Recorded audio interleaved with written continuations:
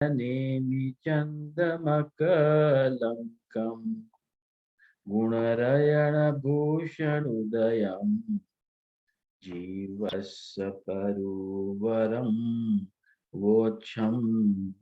યશપાલજીએ ગુણસ્થાન વિવેચન જે પુસ્તક લખ્યું છે કર્ણ યોગના શાસ્ત્રોના આધારે, એમાં આપણે આજે અવિરત સમ્યક દ્રષ્ટિ ચોથું ગુણસ્થાન છે તેનું વ્યાખ્યા આપણે ચાલુ કરી હતી. અને આપણે જોયું હતું કે સમ્યક દર્શન જે છે એ ખરેખર તો ધર્મનો મૂળ છે. એટલે આ ચોથું ગુણસ્થાન છે બહુ મૂલ્યવાન ગુણસ્થાન છે. કારણ કે અષ્ટપાહુડમાં આચાર્ય દેવ જે પેલું દર્શન પાહુડ છે એની બીજી ગાથામાં એમ લખે છે દંશનમ મૂલ્યો ધમ્મો. ધમ્મોનું મૂળ શું છે? તો દર્શન છે, અર્થાત સમ્યક દર્શન છે એ ધર્મનું મૂળ છે. જો મૂળ જે ગાથા છે એ વાંચી સંભળાવો. દંશન મૂલ્યો ધમ્મો ઉવયેઠો જીણવરે હિંસી સાળમ તમ સોણમસકણે દંશણહીણોણવંદિવો. એનું હરિગીત છે. રે ધર્મ દર્શન મૂલ ઉપદેશ્યોજીનો એ શિષ્યને તે ધર્મ નિજ કરણે સુણી દર્શન રહિત નહીં વંદ્ય છે. કે જે રે ધર્મ દર્શન મૂળ ઉપદેશ્યો જીનોએ શિષ્યને, જીનેન્દ્ર દેવે શિષ્યને શું ઉપદેશ્યું છે? તો ધર્મ જે છે, દર્શનનું મૂળ શું ધર્મ છે? ધર્મનું મૂળ શું છે? તો દર્શન મૂળ છે, ધર્મનું મૂળ છે.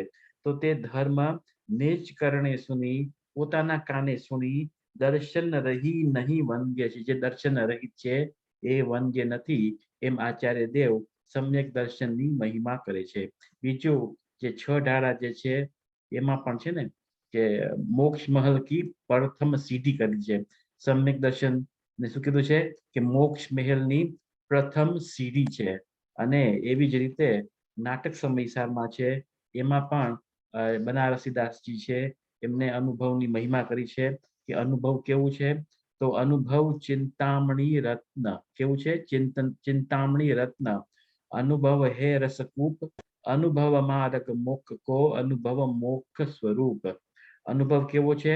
તો ચિંતામણી રત્ન છે, ઈચ્છિત ફળને દાતાર છે. અનુભવ રસનો કૂવો છે, અનુભવ મોક્ષનો માર્ગ છે, અને અનુભવ મોક્ષ સ્વરૂપ છે. એટલે ધર્મ પામવું હોય, ધર્મની શરૂઆત કરવું હોય તો જે ચોથું ગુણસ્થાન છે, જે અવિરત સમ્યક દ્રષ્ટિનું ગુણસ્થાન છે એ પ્રાપ્ત કરવું જરૂરી છે. એના વિના બધા કેવા છે ગુરુદેવના શબ્દોમાં, બધા એકડા વિનાના મીંડા છે. વ્રત તપ સંયમ આદિ કરો અને ધર્મ ન હોય, સમ્યક દર્શન ન હોય તો એ બધા એકડા મીંડાના મીંડા છે. એટલે સમ્યક્ત્વનું આટલું મહત્વ છે. અન્ય શાસ્ત્રોમાં પણ થોડાક જે વાક્યો જે છે સમ્યક દર્શનના મહિમાના એ વાંચીએ. પછી જે મૂળ જે વિષય જે છે, આપણે તો આ કર્ણન યોગ સંબંધી ચોથા ગુણસ્થાન જાણી રહ્યા છે એ આપણે લેશું. પણ એના પહેલા થોડાક જે મહિમાના વાચક જે છે શબ્દો જે છે શાસ્ત્રોમાંથી એ લઈએ થોડાક. એક છે રયણસાર માંથી કોટ છે. રયણસારની ગાથા 54. આ રયણસાર કોને લખ્યું છે? રયણસારના રચયિતા કોણ? કુંદકુંદ આચાર્ય. કુંદકુંદ આચાર્ય. આપણે પ્રતિક્રમણમાં બુકમાં આવે છે ને, સિમંદર સમીસાર લખ્યું, પ્રવચન સાર લખ્યું ને રયણસાર પણ લખ્યું. મુખથી ફૂલડા.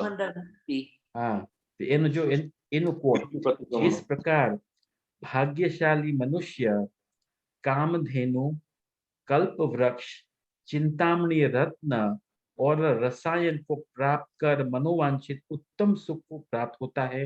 એટલે કોઈ મનુષ્ય કાં તો કામધેનુને પ્રાપ્ત કરે. કામધેનુ લેવી ગાય હોય કે જ્યારે તમે માંગો ત્યારે દૂધ આપે એવી કામધેનુ. કલ્પવૃક્ષ, કલ્પવૃક્ષમાં સામે તમે તે ચિંતન કરો તો વસ્તુ મળી જાય. ચિંતામણી એવો રત્ન હોય છે, ગમે તે તમે ચિંતન કરો એ પણ તમને પ્રાપ્ત થઈ જાય. અને રસાયણ, રસાયણ શું હોય છે? રસાયણ એક એવો મેટર હોય છે કે જે જેના સ્પર્શથી લોઢું પણ સોના જેવું થઈ જાય છે. એને રસાયણ કહેવામાં આવે છે. તો પારસમણી. હે પારસમણી. रसायन के છે ને रसायन हम्म, हंसते कदाच पारसमणी पे वो रसायन के છે. रसायन को प्राप्त कर मनोवांछित उत्तम सुख को प्राप्त होता है, उसी प्रकार सम्यक दर्शन से भव्य जीवों को सर्व प्रकार के सर्वोत्कृष्ट सुख व समस्त प्रकार के भोगो भोग स्वयमेव प्राप्त होता है. શું થાય છે? ભોગ ભોગ ઉપભોગની સામગ્રી પણ પ્રાપ્ત થાય છે અને મોક્ષ એટલે વાસ્તવિક સુખ પણ સમ્યક દર્શનથી પ્રાપ્ત થાય છે. શું મળે છે? મોક્ષ પણ મળે છે અને સ્વર્ગ પણ મળે છે સમ્યક દર્શનથી. એ રયસાની ગાથા હતી. એ જ રયસા ગાથા 158 માં છે. सम्यक दर्शन को यह जीव जब प्राप्त हो जाता है तब परम सुखी हो जाता है, और जब तक उसे प्राप्त नहीं करता तब तक दुखी बना रहता है. એટલે સુખી થવાનો એક જ ઉપાય છે, એકમાત્ર સમ્યક દર્શન છે. એ સુખ પ્રદાન કરવા વાળું છે. એના સિવાય જીવ સમ્યક દર્શન પ્રાપ્ત નહીં કરે તો એ દુખી દુખી અને દુખી સંસારમાં જ રહેશે, એમ અહીં રયસાની ગાથામાં કહે છે. પછી છે એક બીજો એક કોટ છે, જ્ઞાનારણું છે. જ્ઞાનારણું કોણ લખ્યું છે? જ્ઞાનારણું કોણ લખ્યું છે? નહીં, બહુ વૈરાગનું શાસ્ત્ર છે, ખાસ વાંચવા જેવું છે. એમાં 12 ભાવનાઓનું વર્ણન ખૂબ વિસ્તારથી લખેલું છે. એટલે ગુરુ શ્રીમદ રાજચંદ્ર કહેતા હતા કે આ વનશાસ્ત્ર છે. જ્ઞાનારણું કેવું છે? વનશાસ્ત્ર છે, ઘણું વૈરાગીનું શાસ્ત્ર છે. તો એમના રચયિતા હતા શુભચંદ્ર આચાર્ય. શુભચંદ્ર આચાર્ય તો એમને તેમની પણ કથા હોય છે શુભચંદ્ર આચાર્યની. શુભચંદ્ર આચાર્યના ભાઈ હતા, એ તાપસી થઈ ગયા હતા, અને તાપસી થઈ ગયા હતા ને આ જે શુભચંદ્ર આચાર્ય હતા એ દિગંબર મુનિ થઈ ગયા હતા. પછી એને તાપસી થઈ ગયા હતા તો એમને એવી રિદ્ધિ પ્રાપ્ત થઈ, એમને રસાયણ પ્રાપ્ત થયું. રસાયણ એટલે એવી કઈક વસ્તુ પ્રાપ્ત થઈ કે જેના ઉપર છાંટે તો એ પથ્થર પણ સોનું થઈ જાય. તો એ જાય છે કે મારો ભાઈ તો કેટલો ગરીબ છે, કઈ વસ્ત્ર પણ નથી, તેની પાસે જાય છે, કરુણા બુદ્ધિથી જાય છે અને રસાયણ આપે છે કે તું આ રસાયણ લઈ જા અને મનોવાંછિત સુખ ભોગ. તો શુભચંદ્ર આચાર્ય શું કરે છે? એ ફેંકી દે છે, એક બાજુ ફેંકી દે છે, કુછની જેમ ફેંકી દે છે. તો એને આશ્ચર્ય થાય છે કે આ બહુ મૂલ્યવાન જે પદાર્થ છે, મેં ઘણા વર્ષ તપ કરીને પ્રાપ્ત કર્યું છે, તમે તો આમ જ ફેંકી દો છો. તો એ બતાડે છે કે મારી થૂકમાં જેવી તાકાત છે કે જ્યાં થૂકું ત્યાં સોનું સોનું થઈ જાય. કે એ પછી ઉપદેશ આપે છે કે ગ્રહસ્થ દશા આપણે શેના માટે છોડી છે? આ તુચ્છ પદાર્થ માટે છોડી છે? સોના ચાંદી માટે છોડી છે? શું એમ ઉપદેશ આપે છે. પછી જ્ઞાનારણની રચના કરે છે. તો જ્ઞાનારણનું કયો આ કથન છે જો. हे भव्यो, तुम सम्यक दर्शन रूपी अमृत का पान करो, क्योंकि यह अतुल सुख निदान है. કેવું છે? અતુલ, જેનું બીજું કમ્પેરિઝન ન થાય એવું અતુલ સુખ નિદાન है. समस्त कल्याणों का बीज है. समस्त कल्याण એટલે મોક્ષ કલ્યાણ, એટલે મોક્ષની પ્રાપ્તિ થાય એનું આ બીજ છે. સંસાર સાગર તરને હેતુ જહાજ છે. સંસાર સાગર તરવો હોય તો કેવું છે? જહાજ છે ને. હમણાં સંસાર જીનવાણી છે नौका भली. भव्य जीव ही इसका पात्र है. पाप वृक्ष को काटने के लिए कुठार है. पाप वृक्ष ने काटवा माटे कुठार છે. पुण्य तीर्थों में प्रधान है तथा विष वृक्षी विपक्षी मिथ्या दर्शन को जीतने वाला है. પછી એક બીજું કોટેશન છે સાગાર ધર્મામૃત. સાગાર ધર્મામૃતના રચયિતા કોણ છે? આટલું તો થોડુંક આવડવું જોઈએ ને. એને 2 શાસ્ત્રો લખ્યા છે, એક સાગાર ધર્મામૃત ને એક અણગાર ધર્મામૃત. અણગાર ધર્મામૃતમાં શું લખ્યું છે? મુનિઓની ચરણ, મુનિઓનું આચરણ કેવું હોય એને અણગાર ધર્મામૃતમાં કથન કર્યું છે. અને સાગાર ધર્મામૃતમાં જે વ્રતિ શ્રાવક હોય, પંચમ ગુણ સ્થાન વર્તી હોય, એમની 11 પ્રતિમાઓ હોય, એમનું વર્ણન સાગાર ધર્મામૃતમાં કરવામાં આવ્યું છે. કોઈને ખ્યાલ નથી? કોક તો બોલો. નહીં? પંડિત આશાધરજી છે. પંડિત આશાધરજી છે, બહુ પ્રખ્યાત પંડિતજી હતા. તો એમને સવિસ્તારથી મુનિ ધર્મનું અને શ્રાવક ધર્મનું વ્યાખ્યાન કર્યું છે. એમાં એ લખે છે, मिथ्यात्व से ग्रस्त चित्त वाला मनुष्य भी पशु के समान है।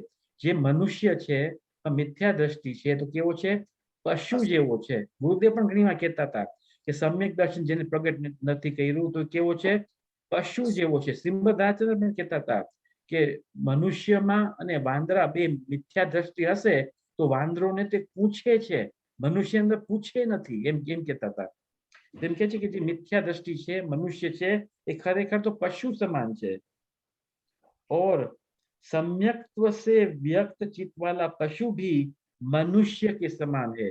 तिर्यंज पण केवो छे मनुष्य के समान छे के आ जे विश्व छे एमां असंख्यात एवा तिर्यंज छे के जे सम्यक दृष्टि छे अने घणा बधा पण केवा छे पंचम गुण स्थान वर्ती एवा श्रावक पण छे।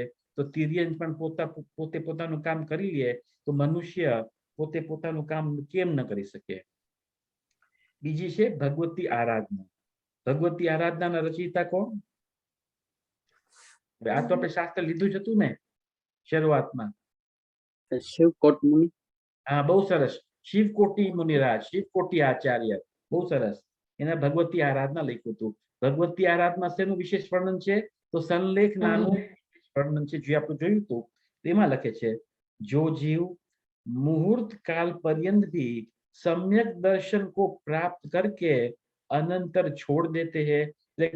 थोड़ा वक्त माटे पण सम्यक दर्शन ने प्राप्त करी अने पछी छोड़ी दे छे वे भी इस संसार में अनंतानंत काल पर्यंत नहीं रहते।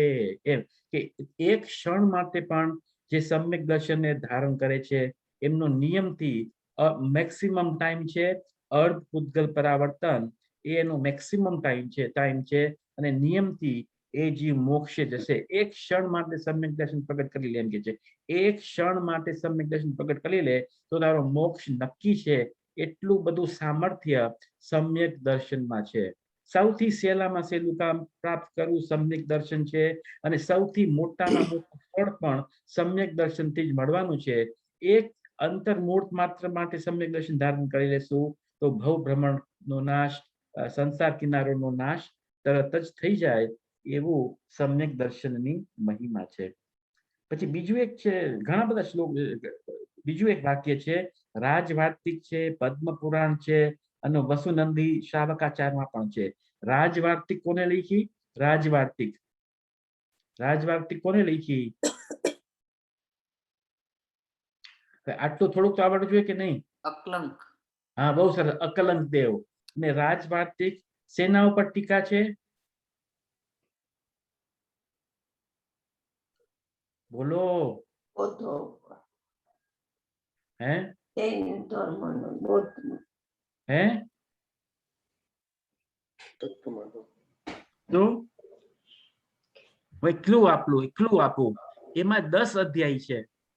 10 अध्याय छे अने तत्वात् सूत्र राजवार्तिक जे छे एनी टीका छे। घणी बधी टीकाओ छे। एक राजवार्तिक पण टीका छे। बीजू छे पद्म पुराण। पद्म पुराण कोने लख्युं छे? पद्म पुराण कोने लख्युं छे? वीरसेनाचार्य। नहीं नहीं नहीं। वीरसेनाचार्य। कोण? वीरसेन स्वामी। नहीं नहीं, एम तो दवला लख्युं छे। बोलो महेंद्र भाई। રવિશનાચાર્ય। રવિશેનાચાર્ય। રવિશેનાચાર્ય પદ્મ પુરાણ એટલે રામનું બીજું નામ પદ્મ હતું ને? હા, બીજું છે વસુનંદી શ્રાવકાચાર। વસુનંદી શ્રાવકાચાર કોને લખ્યું છે? આ તો સહેલું છે, સૌથી સહેલો પ્રશ્ન છે। વસુનંદીએ લખ્યું છે। એટલે જો એમાં શું કહે છે, जो सम्यक दर्शन से पतित नहीं होते उनको उत्कृष्ट એટલે જે સમ્યક દર્શનથી પડતા નથી એમના માટે उत्कृष्ट 7 या 8 ભવો કા એટલે એ નિયમથી 7 કાં તો 8 ભવમાં મોક્ષ જવાના છે એમ કે છે। તે ત્રણ પુસ્તકના આધાર આપ્યા છે।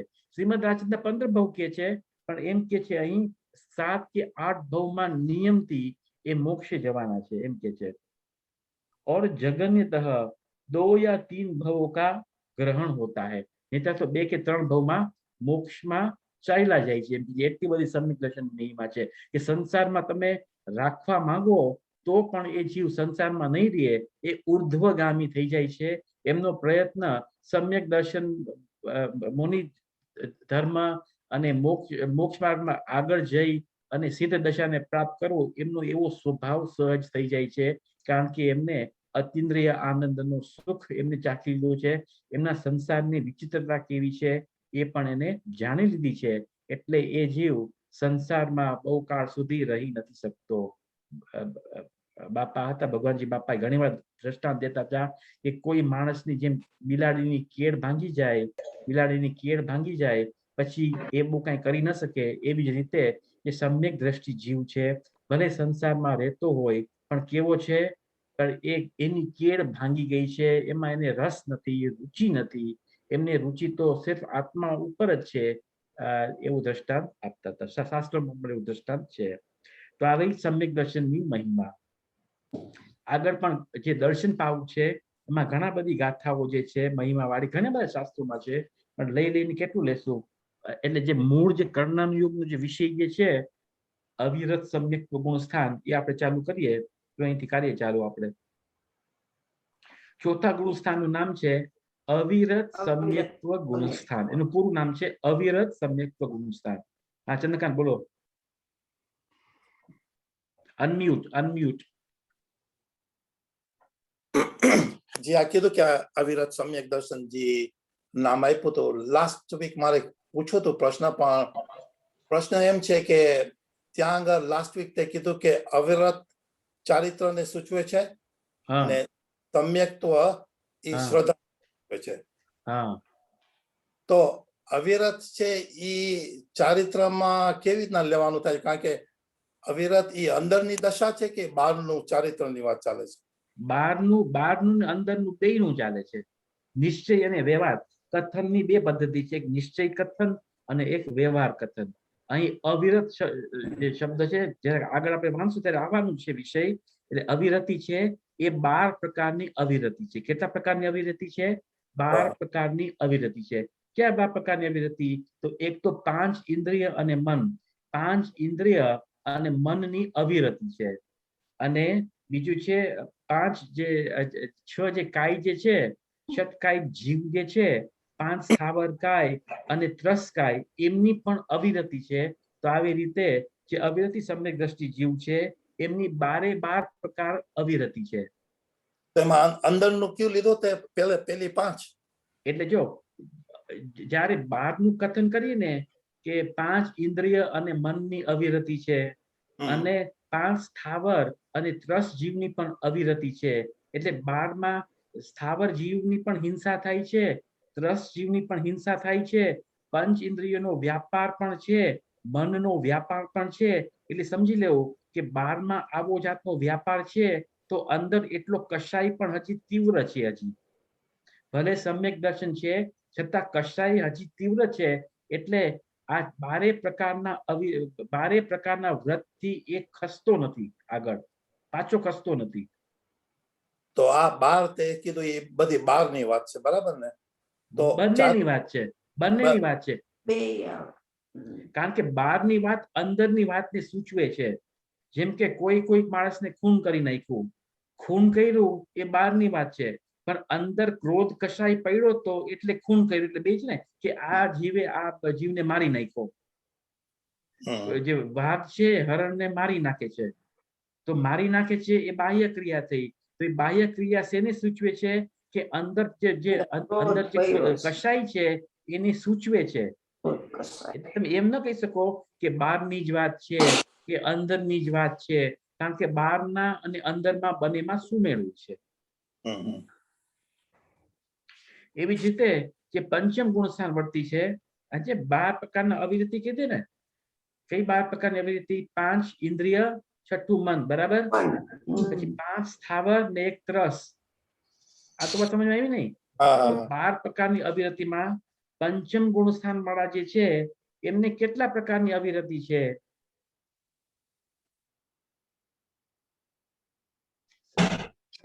એને કેટલા પ્રકારની અવિરતિ છે, કેટલા પ્રકારની વૃત્તિ છે પંચમ ગુણસ્થાન વાળાને? અનુવ્રત કઈ છે એટલે એને છે ને એટલે 5 એટલે અધ્યાય પ્રતિમા છે ને, સંબંધી વ્રત છે. હા એટલે 5 પ્રકારની જ છે. રંજનબેન શું બોલો, શું કેવું તમારે? તો કહું છું 11 પ્રતિમા હોય છે પંચમ ગુણ સ્થાને. એમ તો હોય છે, પણ મારો પ્રશ્ન છે આ 12 પ્રકારમાંથી કેટલા પ્રકારની અવિરતિ છે એમ પૂછું છું, એમ પ્રશ્ન છે. જો પ્લસ એક મન ના હોય તો શું હોય? 5 પ્લસ 1 6. 11 જો હું જ આપી દઉં ઉત્તર, હું જ ઉત્તર આપી દઉં. એમને 5 જે ઇન્દ્રિય છે અને મન છે એમાં વિરતિ પણ છે અને અવિરતિ પણ છે. વીરતા વિરત છે, એને વીરતા વિરત પણ કહેવાય, સંયમા સંયમ પણ કહેવાય. એટલે અવિરતિમાં પૂછે કેટલા પ્રકારની અવિરતિ છે, તો આ 6 પ્રકારની અવિરતિ થઈ, કારણ કે એમાં વિરતિ પણ છે અને અવિરતિ પણ છે. એટલે 5 એટલે 6 તો આ પ્રકારની અવિરતિ થઈ, બરાબર. આ 6 પ્રકારની અવિરતિ થઈ. પછી સ્ત્રસ ને સ્થાવર માંથી કેટલા પ્રકારની અવિરતિ છે, કેટલા પ્રકારની વિરતિ છે? એટલે એક પ્રકારની વ્રત છે, ત્રસની હિંસા નહીં કરવી.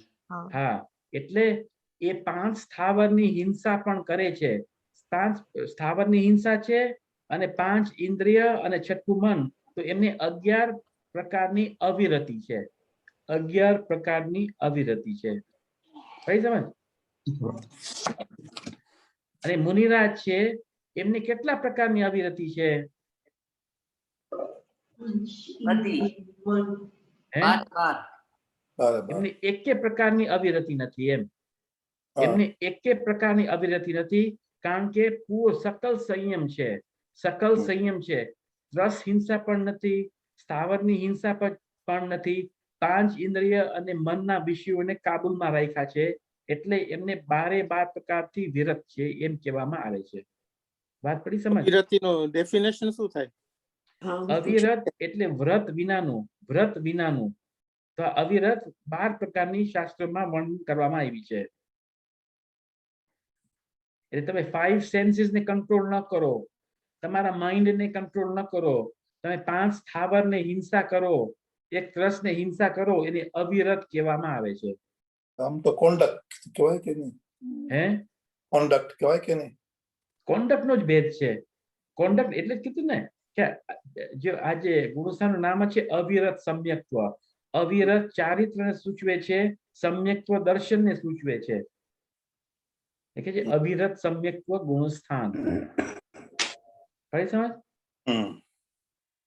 આગળ વાંચીએ. ચોથા ગુણસ્થાનનું નામ અવિરત સમ્યક્ત્વ છે. આ ગુણસ્થાનની વિસ્તારપૂર્વક ચર્ચા કરતા પહેલા ચોથા ગુણસ્થાનમાં દર્શન મોહનીય કર્મનું શું નિમિત્તપણું છે તેનું સ્પષ્ટીકરણ કરીએ છીએ. કારણ કે પેલા જે 4 ગુણસ્થાન છે એમાં દર્શન મોહનીયની મુખ્યતા છે, તો દર્શન મોહનીની સ્થિતિ શું છે એમ અહીં હવે વર્ણન કરે છે. દર્શન મોહનીની સ્થિતિ શું છે જોયા વગર કોઈ કહેતો દર્શન મોહનીય શું થાય છે? ચોથા ગુણસ્થાનમાં દર્શન મોહનીય શું થાય છે? ઉપશમ. હા, પછી ઉપશમ જ માત્ર. થઈ પણ શકે. એટલે ત્રણે હોય, હા, ત્રણે હોય એટલે પણ એમની 3 અનાદિ મિથ્યા દ્રષ્ટિને. એમની 3 દશા હોય છે. એટલે ચોથા ગુણસ્થાનમાં મોહની દર્શન મોહ છે, એમની 3 દશા હોય છે. ઉપશમ પણ હોય, ક્ષોપશમ પણ હોય અને ક્ષય પણ હોય. ઉપશમ હશે તો એ ઔપશમિક સમ્યક દ્રષ્ટિ કહેવાશે, ક્ષોપશમ હશે તો ક્ષાઉપશમિક સમ્યક દ્રષ્ટિ કહેવાશે, ક્ષય થશે તો ક્ષાયિક સમ્યક દ્રષ્ટિ કહેવાશે. એ જો આગળ વર્ણન કરવામાં આવે છે. જો વાંચીએ આપણે. જો જીવ ઔપશમિક સમ્યક દ્રષ્ટિ હોય તો દર્શન મોહની જો આ વાંચો, જો આ શું કે છે, જો જીવ ઔપશમિક સમ્યક દ્રષ્ટિ હોય તો દર્શન મોહનીયની 3, 2 કે 1 પ્રકૃતિનું અને ચારિત્ર મોહનીયની અનંતાનુબંધી કશાય ચતુષ્કીય કર્મ પ્રકૃતિનું એ રીતે 7, 6 અથવા 5 પ્રકૃતિઓનો ઉપશમ હોય છે. કેટલી પ્રકૃતિનો ઉપશમ હોય છે? તો કે જે કદાચ 7 પ્રકૃતિનો પણ ઉપશમ હોય, 6 પ્રકૃતિનો પણ ઉપશમ હોય અને 5 પ્રકૃતિનો પણ ઉપશમ હોય, એમ અહીં કહેવામાં આવે છે. તો હું પૂછું, 7 પ્રકૃતિનો ઉપશમ કયો છે? ક્યાં છે 7 પ્રકૃતિઓ? કઈ ઉપશમ કરે છે? એટલે 3 દર્શન મોહની, અને 4 અનંતાનુબંધી. હા, એટલે પૂરું કોણ બોલશે? એટલે પૂરું કોણ બોલશે? એટલે મિથ્યાત્વ, હા, સમ્યક મિથ્યાત્વ, સમ્યક પ્રકૃતિ, અનંતાનુબંધી ક્રોધ, અનંતાનુબંધી માન, અનંતાનુબંધી માયા, અનંતાનુબંધી મોહ. હા, બહુ સરસ. અને 6 પ્રકૃતિનો ઉપશમ કરે છે, તો એ 6 પ્રકૃતિ કઈ હશે? કઈ નહીં હોય પ્રકૃતિ? મિથ્યાત્વ. બીજું કોઈને કઈ કેવું છે? સમ્યક મિથ્યાત્વ નહીં હોય. હવે એક જ બાકી રહ્યો. હવે 3 માંથી ગમે તે એક તો હશે. સમ્યક પ્રકૃતિ. સમ્યક પ્રકૃતિ. સમ્યક પ્રકૃતિ સિવાય બીજી જે 6 પ્રકૃતિ છે, એનો ઉપશમ. એટલે કઈ કઈ? તો સમ્યક મિથ્યાત્વ, મિથ્યાત્વ, અનંતાનુબંધી ક્રોધ માન માયા લોભ, એવી રીતે. પડી સમજ? આ 6 પ્રકૃતિ થઈ. અને 5 પ્રકૃતિનો ઉપશમ થાય ત્યારે કેવી રીતે હશે? કઈ હશે 5 પ્રકૃતિ? મિથ્યાત્વ અને અનંતાનુબંધીની 4. હા, મિથ્યાત્વ અને અનંતાનુબંધી ક્રોધ માન માયા લોભ, એવી રીતે 5 પ્રકૃતિ. તો એમ કેમ છે કે કોઈક જીવ 7 પ્રકૃતિઓનો ઉપશમ કરે છે, કોઈ 6 પ્રકૃતિઓનો ઉપશમ કરે છે, કોઈ 5 પ્રકૃતિઓનો ઉપશમ કરે છે? એમ કેમ છે? એનું શું કારણ છે? અનાદિ મિથ્યા દ્રષ્ટિ સાદી ને મિથ્યા સાદી દ્રષ્ટિ ને મિથ્યા અનાદિ દ્રષ્ટિની મિથ્યા અપેક્ષાએ. હા, હા, એટલે બરાબર છે. વિચારધારા સહી દિશામાં છે. એટલે એનો ઉત્તર શું છે કે જે અનાદિ મિથ્યા દ્રષ્ટિ છે, એમની સત્તામાં કેટલી પ્રકૃતિઓ છે ઉપશમ કરવા માટે? 5 5 પ્રકૃતિઓ છે. તો જે અનાદિ મિથ્યા દ્રષ્ટિ છે, એ 5 પ્રકૃતિઓને ઉપશમ કરીને પ્રથમ ઉપશમ સમ્યકત્વ પ્રાપ્ત કરે છે. બરાબર? જે સાદી મિથ્યા દ્રષ્ટિ છે, એમની કેટલી પ્રકૃતિઓ છે ઉપશમ કરીને સમ્યક દર્શન પ્રાપ્ત કરશે, ઉપશમ સમ્યકત્વ પ્રાપ્ત કરશે? 6 ને 7. હા, એમની 6 પણ હોઈ શકે અને 7 પણ હોઈ શકે. જે સાદી મિથ્યા દ્રષ્ટિની સત્તામાં મિથ્યાત્વ પણ છે, સમ્યક મિથ્યાત્વ પણ છે, સમ્યક્ત્વ પણ છે અને અનંતાનુબંધી 4 છે, એ 7 પ્રકૃતિઓનો ઉપશમ કરી અને પ્રથમોપશમ સમ્યક્ત્વને પ્રાપ્ત કરશે. પણ જે ઘણા લાંબા ટાઈમ સુધી સાદી મિથ્યા દ્રષ્ટિમાં રહે છે, તો એની સમ્યક પ્રકૃતિનું શું થાય છે? બીજી 2 માં કન્વર્ટ થઈ જાય છે. એટલે એમની સમ્યક પ્રકૃતિનો સત્તામાંથી નાશ થઈ જાય છે. તો એની સત્તામાં મિથ્યાત્વ છે અને મિથ્યાત્વ છે, સમ્યક મિથ્યાત્વ છે અને અનંતાનુબંધી 4 છે. તો એવી રીતે જેની સત્તામાં સમ્યક પ્રકૃતિ નથી, કારણ કે એ ઘણા વખત સુધી મિથ્યાત્વમાં રહ્યો, એટલે સમ્યક પ્રકૃતિ શું થઈ? કાં તો નાશ થઈ ગઈ, કાં તો અન્યમાં કન્વર્ટ થઈ ગઈ. એટલે 6 પ્રકૃતિઓનો ઉપશમ કરી અને એ જીવ ઉપશમ સમ્યક દ્રષ્ટિને, ઉપશમ સમ્યક્ત્વને પ્રાપ્ત કરે છે. આ વાત આવી કે નહીં સમજમાં? હા. ફરીથી એકવાર વાંચીએ. જો જીવ ઔપશમિક સમ્યક દ્રષ્ટિ હોય, તો દર્શન મોહનીયની 3, 2 કે 1 કર્મ પ્રકૃતિનો, એટલે 3 હોય, કાં તો 2 હોય, કાં તો 1 હોય. 1 હશે એટલે મિથ્યાત્વ હશે, 3 હશે તો 3 હશે, 2 હશે તો કયું હશે? તો મિથ્યાત્વ પણ હશે, સમ્યક મિથ્યાત્વ હશે. એવી રીતે 3, 2 અને 1. અને ચારિત્ર મોહનીયની અનંતાનુબંધી કશાય ચતુષ્કીય કર્મ પ્રકૃતિનું એ રીતે 7, 6 અથવા 5 પ્રકૃતિઓનો ઉપશમ હોય છે. તો દર્શન મોહનીયની આવી સ્થિતિ ચોથા ગુણસ્થાનમાં થાય છે, એમ અહીં કહેવામાં આવે છે. કઈ સમજ? આગળ વધીએ. બીજું, હવે ક્ષયોપશમ સમ્યક દ્રષ્ટિની પરિભાષા. જો જીવ ક્ષયોપશમિક સમ્યક દ્રષ્ટિ હોય, તો મિથ્યાત્વ, સમ્યક મિથ્યાત્વ અને અનંતાનુબંધી કશાય ચતુષ્ટય આ પ્રકારે 6 કર્મ પ્રકૃતિઓના ક્ષયોપશમ અર્થાત સર્વઘાતી સ્પર્ધકોનો ઉદયાભાવી ક્ષય, સદવસારૂપ ઉપશમ રહે છે અને દેશઘાતી સમ્યક પ્રકૃતિ દર્શન મોહનીય કર્મનો ઉદય રહે છે. શું સમજ્યા? ફરીથી થોડુંક આમાં ચાર્ટ દોરીએ તો સમજ પડશે. જો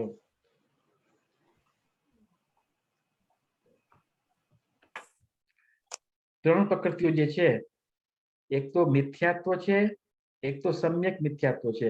એટલે ક્ષયોપશમમાં અચ્છા પેલી છે મિથ્યાત્વ, પછી છે સમ્યક મિથ્યાત્વ, પછી છે સમ્યક્ત્વ.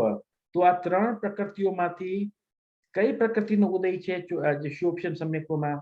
સમ્યક પ્રકૃતિનો. સમ્યક પ્રકૃતિનો, સમ્યક પ્રકૃતિનો ઉદય છે. એટલે એમ અહીંયા કહે છે કે દેશઘાતી સમ્યક પ્રકૃતિ દર્શન મુનિનો ઉદય છે, બરાબર ને? એ તો સમજમાં આવે છે કે નહીં કે આ ત્રણ પ્રકૃતિઓ છે, મિથ્યાત્વ, સમ્યક મિથ્યાત્વ, સમ્યક્ત્વ.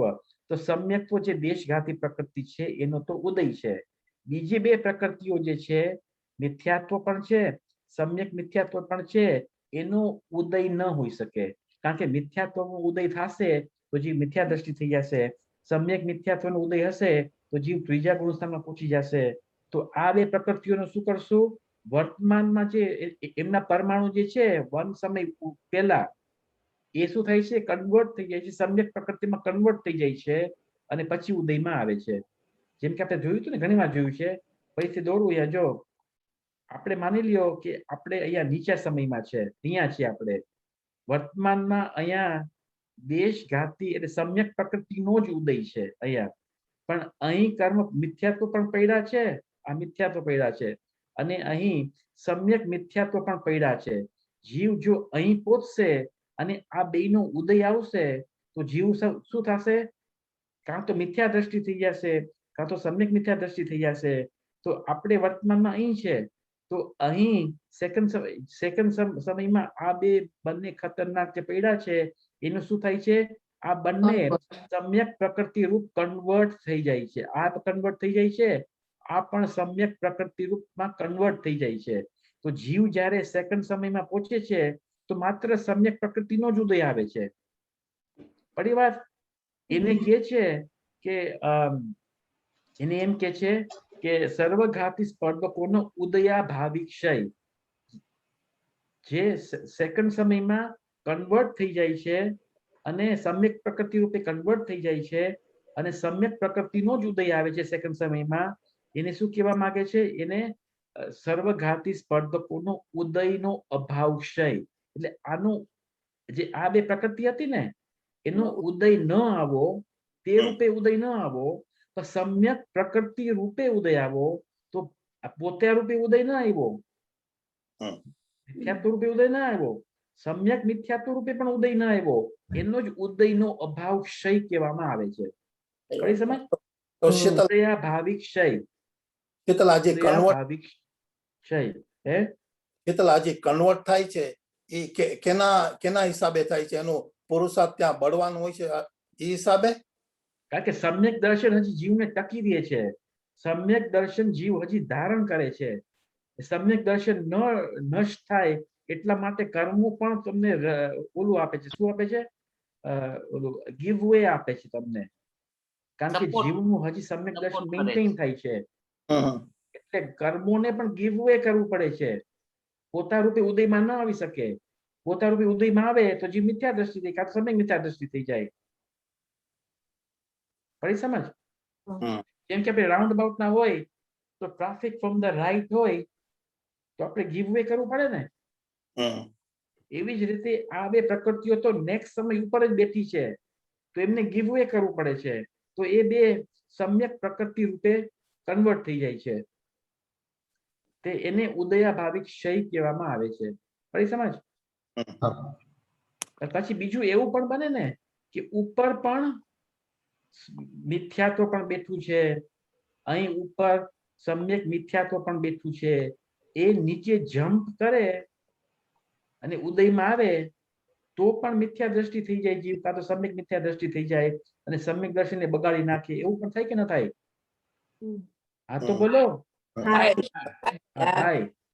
તો એમને અહીંયા જ રોકી રાખે છે, ગ્લુ કરી દે છે કે તમે ત્યાં જ બેઠા રહ્યો, તમે જલ્દી ઉદીરણા પ્રાપ્ત નહીં કરો ને જમ્પ નહીં કરો, ત્યાં ને ત્યાં જ બેઠા રહ્યો.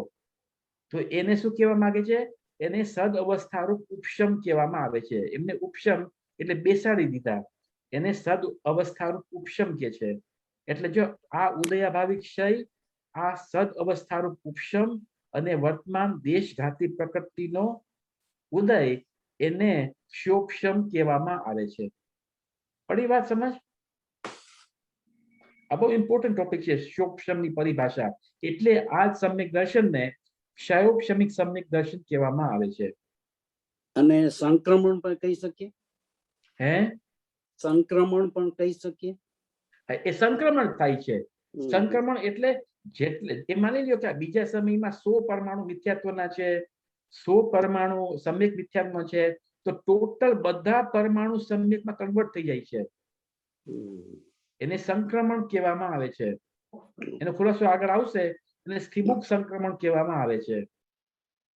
એટલે હર સમયમાં કન્વર્ટ થતા જાય છે. જેમ આપણે પહેલા આપણે ફર્સ્ટ સમયમાં છે, પછી સેકન્ડ સમયમાં આવ્યા, તો ત્રીજા સમયમાં પણ પડ્યા છે ને પરમાણુ, એ બધા કન્વર્ટ થઈ જશે. પછી જયારે આપણે ત્રીજા સમયમાં પહોંચશું તો ચોથા સમયમાં પડ્યા છે પરમાણુ, એ પણ કન્વર્ટ થઈ જશે. એને સ્થિબુક સંક્રમણ કહેવામાં આવે છે. ફરીથી એકવાર વાંચીએ પરિભાષા ક્ષયોપશમની કે જો જીવ ક્ષયોપશમિક સમ્યક દ્રષ્ટિ હોય તો મિથ્યાત્વ, સમ્યક મિથ્યાત્વ તથા અનંતાનુબંધી કષાય ચતુષ્ક આ પ્રકારે 6 કર્મ પ્રકૃતિઓના ક્ષયોપશમ. એટલે જો અનંતાનુબંધી પણ પડ્યા છે. અહીંયા અનંતાનુબંધી પણ છે. અનંતાનુબંધી ક્રોધ છે, અનંતાનુબંધી માન છે. તો અહીં જીવ પહોંચશે અને અનંતાનુબંધીનો ઉદય આવશે તો શું થશે? મિથ્યા જીવ કાં તો બીજા ગુણસ્થાનમાં પણ પહોંચી શકે, કાં તો પેલા મિથ્યાત્વમાં પણ પહોંચી શકે. તો એનું શું થાય છે? તો અનંતાનુબંધીનું અપ્રત્યાખ્યાના વર્ણ આદિમાં કન્વર્ટ થઈ જાય છે. અને અપ્રત્યાખ્યાના વર્ણનો ઉદય આવે, અહીં અપ્રત્યાખ્યાના વર્ણનો ઉદય આવે તો સમ્યક દર્શન બની રહે એમ કે છે. ફરી સમજ?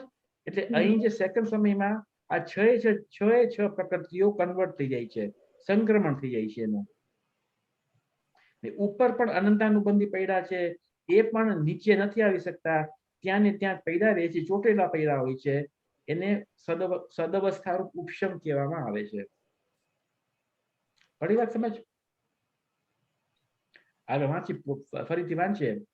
જો જીવ ક્ષયોપશમિક સમ્યક દ્રષ્ટિ હોય તો મિથ્યાત્વ, સમ્યક મિથ્યાત્વ તથા અનંતાનુબંધી કષાય ચતુષ્કે આ પ્રકારે 6 કર્મ પ્રકૃતિઓના ક્ષયોપશમ અર્થાત સર્વઘાતી સ્પર્ધકોનો ઉદયાભાવી ક્ષય અને સદ અવસ્થારૂપ ઉપશમ રહે છે.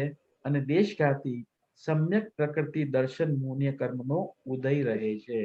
એટલે જો ઉપશમ સમ્યક દર્શનમાં આ 7 માંથી કેટલા પ્રકૃતિઓનો ઉદય રહે છે? ઉપશમમાં એક પ્રકૃતિ. હે, ઉપશમમાં શેનો ઉદય રહે છે આ 7 માંથી? ઉપશમ દેશઘાતી સમ્યક. બીજા કોઈને કઈ કેવું છે?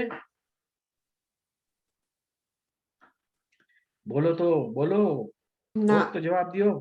ઉપશમ સમ્યક દર્શનમાં નહીં, પણ મારો પ્રશ્ન એમ છે, આ 7 પ્રકૃતિઓ જે છે ને એમાંથી ઉપશમ સમ્યક્ત્વમાં શેનો, ક્યાં 7 માંથી કઈ પ્રકૃતિનો ઉદય હોય છે?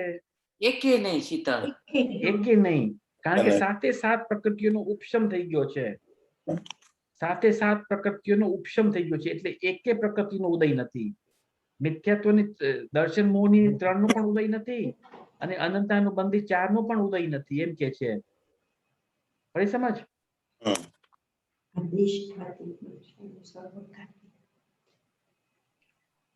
Next paragraph. એટલું વિશેષ છે કે અનંતાનુબંધી કષાય ચતુષ્ય મિથ્યાત્વ તથા સમ્યક મિથ્યાત્વ આ 6 પ્રકૃતિઓ ઉદયાવલીમાં તો રહે છે, પરંતુ ઉદયથી એક સમય પૂર્વ સ્થિબુક સંક્રમણ દ્વારા યથા યોગ્ય અન્ય પ્રકૃતિઓમાં સંક્રમિત થઈ ઉદયમાં આવે છે. શું કહેવા માંગે છે? કે ઉદયાવલીમાં તો રહે છે. ઉદયાવલી શેને કહે છે? આપણે જોયું હતું ને પરિભાષામાં. ઉદયાવલી વન આવલી, વર્તમાન સમયથી વન આવલી સમય સુધીને ઉદયાવલી કહે છે. માની લ્યો કે 4 સમયની ઉદયાવલી છે, 4 સમયની ઉદયાવલી છે, એટલે 1 2 3 4, તો આ ઉદયાવલી છે. તો આ ઉદયાવલીમાં એમની સત્તા તો છે, આ 6 પ્રકૃતિઓની સત્તા પણ છે, પણ શું થાય છે? એમનું સંક્રમણ થઈ જાય છે.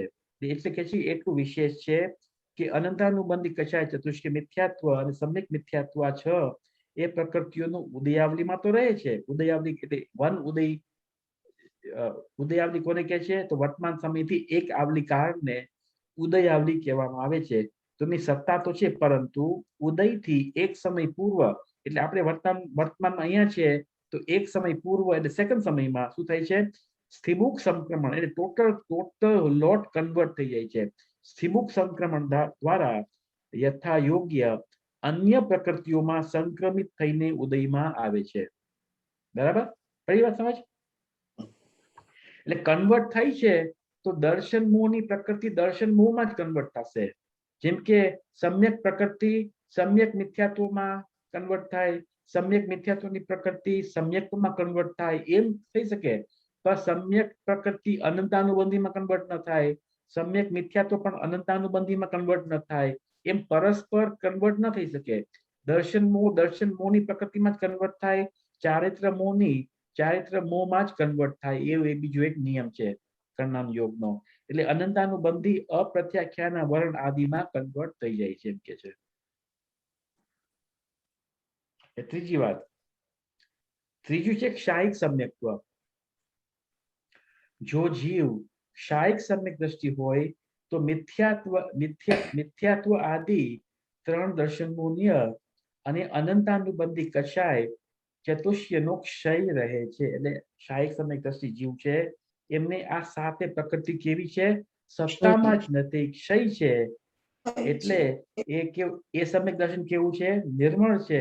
અને એકવાર ક્ષાયિક સમ્યક દર્શન પ્રાપ્ત થાય છે તો જીવ પાછો પડતો નથી, મિથ્યાત્વમાં આવતો નથી, એમ અહીં કહેવામાં આવે છે. મારો પ્રશ્ન જે ઉપશમ સમ્યક્ત્વ છે એમાં આ સાતેમાં જે સાત પ્રકૃતિઓ છે, તો સત્તામાં કેટલી પ્રકૃતિ છે? બધી. સત્તામાં બધી પ્રકૃતિ છે. અને ઉદય કેટલાનો છે? એકેનો નહીં. એકેનું ઉદય નથી. બરાબર, બહુ સરસ. અને જે ક્ષયોપશમ સમ્યક દ્રષ્ટિ છે એમની સત્તામાં કેટલી પ્રકૃતિઓ છે સાતમાંથી? 6. ફરીથી પ્રશ્ન એમ છે, જે ક્ષયોપશમ સમ્યક દ્રષ્ટિ છે એમની સત્તામાં આ સાત પ્રકૃતિઓમાં કેટલી પ્રકૃતિ છે? ઉદયમાં સત્તાની વાત, ઉદય જુદું છે, સત્તા જુદું છે. સત્તા એટલે સ્ટોક. સત્તામાં બધી છે. સત્તામાં પડી છે બધી. બધી પૈડી છે. અને ઉદયમાં કેટલી આવે છે સાતેમાંથી? એક જ ઉદયમાં આવે છે. સમ્યક્ત્વ ઉદયમાં આવે છે. અને ત્રીજા જે ક્ષાયિક સમ્યક દ્રષ્ટિ છે એમની સત્તામાં સાતમાંથી કેટલાની છે? 0. અને ઉદય કેટલીની છે? એકેનો નથી. તો આવી રીતે આ ત્રણ સમ્યક દર્શનમાં ફેર છે. ત્રણેયમાં ફેર છે. સત્તાની અપેક્ષા પણ ફેર છે, ઉદયની અપેક્ષાથી પણ ફેર છે. એવી રીતે પણ બધાનું ગુણસ્થાન તો ચોથું જ છે. પણ છતાં પણ શ્રદ્ધામાં પણ તારતમ્યમાં ફેર છે, અને કર્મોની સત્તા અને ઉદયમાં પણ ફેર છે. તો આ ત્રણ સમ્યક્ત્વ છે, એમાંથી સૌથી હીણું સમ્યક્ત્વ કયું છે અને સૌથી ઉત્કૃષ્ટ સમ્યક્ત્વ કયું છે? સમ્યક મિથ્યાત્વ હીણમાં જાય. સમ્યક મિથ્યા તો ચોથું ગુણસ્થાનમાં છે જ નહીં.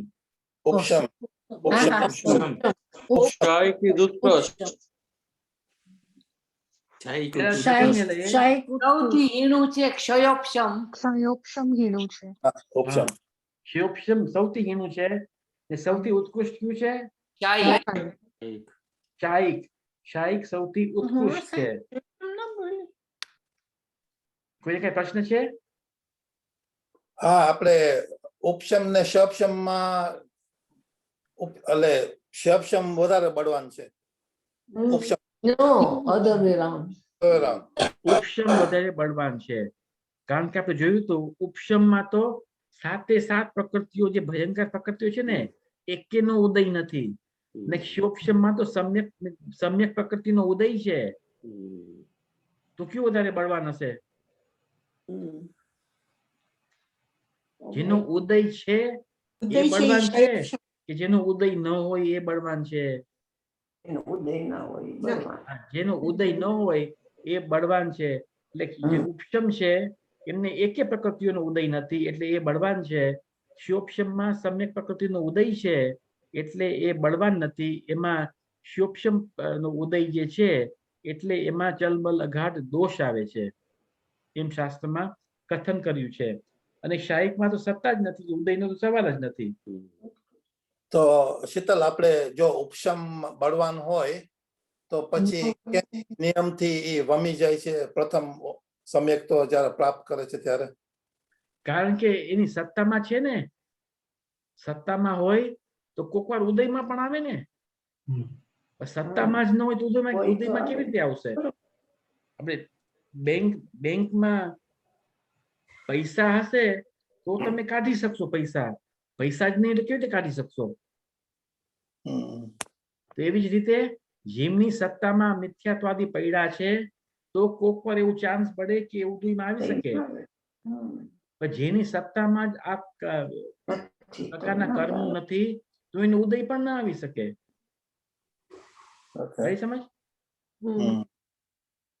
બીજો પ્રશ્ન એમ થાય ને કે એટલે જો સૌથી જઘન્ય છે શ્યોપશમ સમ્યક દર્શન ને સૌથી ઉત્કૃષ્ટ છે શાયિક. તો એમ પ્રશ્ન થાય, એમ પણ પ્રશ્ન થાય ને તો ઉપશમ અને શાયિક જે સમ્યક્ત્વ છે, ઉપશમ અને શાયિક સમ્યક્ત્વ છે એમાંથી વધારે બળવાન કયું છે સમ્યક્ત્વ?